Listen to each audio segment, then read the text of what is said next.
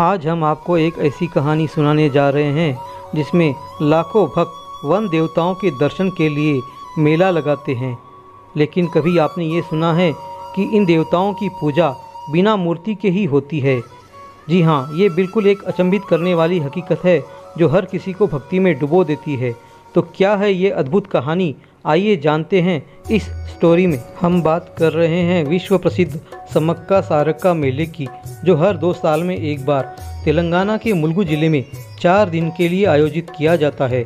इसे एशिया का सबसे बड़ा आदिवासी मेला भी कहा जाता है, जहां तेलंगाना ही नहीं पड़ोसी राज्य आंध्र प्रदेश, छत्तीसगढ़, महाराष्ट्र, ओडिशा, झारखंड और मध्य प्रदेश से भी भक्तों की भीड़ लगती है।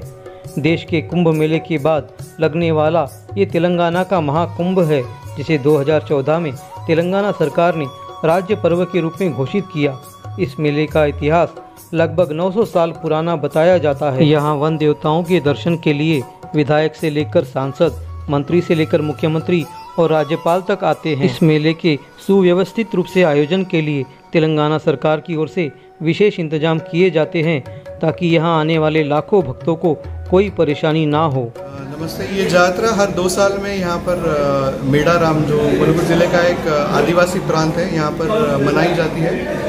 इस यात्रा के लिए तकरीबन 1 करोड़ से 1 करोड़ 30 लाख लोग आते हैं, जिनमें आदिवासी इलाकों जैसे महाराष्ट्र, छत्तीसगढ़, आंध्र, ओडिशा, तेलंगाना, इन इलाकों से भी काफ़ी लोग आते हैं।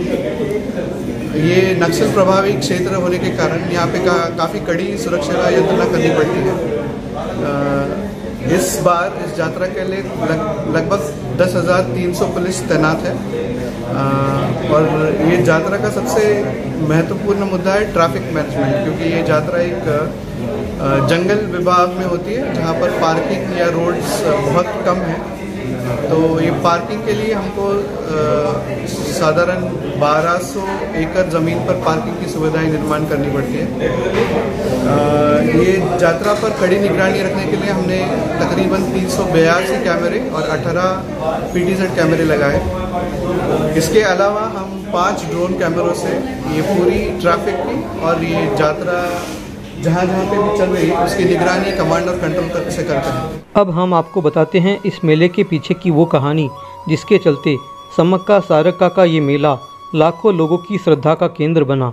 ये कहानी 13वीं शताब्दी की बताई जाती है, जब वर्तमान जगत्याल जिले में कोया आदिवासी समुदाय के लोग शिकार पर गए थे, जहाँ उन्हें शेरों के पास एक बच्ची मिली, जिसे लाकर उसका पालन पोषण किया गया। इस बच्चे के आने के बाद से सभी शुभ काम होने से इसका नाम सम्मक्का रखा गया।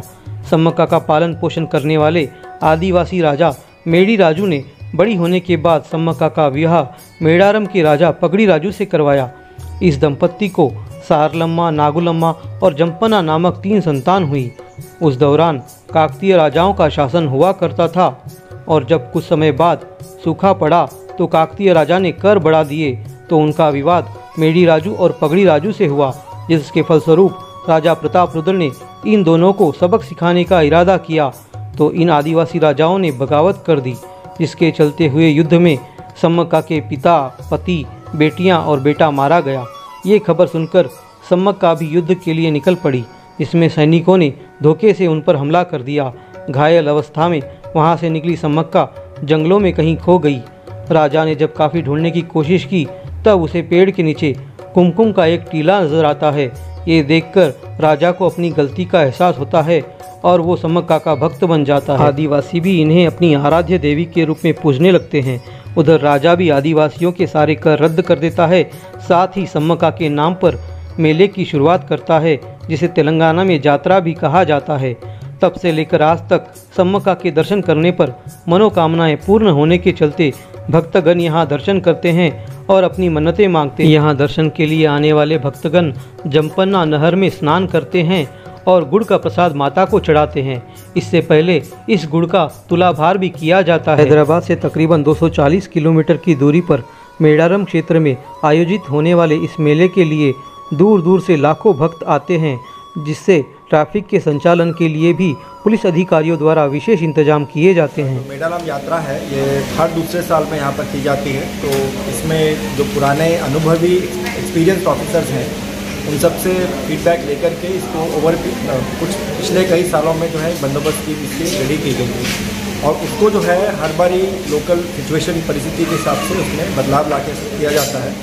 बहुत सारे ज़िलों से फोर्स आती है, बहुत सारे ज़िलों से बहुत सारे ऑफिसर्स आते हैं और पूरी बंदोबस्त जो अरेंजमेंट्स हैं उसको अलग अलग सेक्टर्स में डिवाइड किया गया है। जैसे कि आपका लॉ एंड ऑर्डर सेक्टर है या फिर ट्रैफिक का सेक्टर है, पार्किंग का सेक्टर है, जो मंदिर का एरिया है जिसको यहाँ पर गद्दे बोलते हैं उसका एक सेक्टर है और इसके अलावा वीआईपी मूवमेंट का एक सेक्टर है।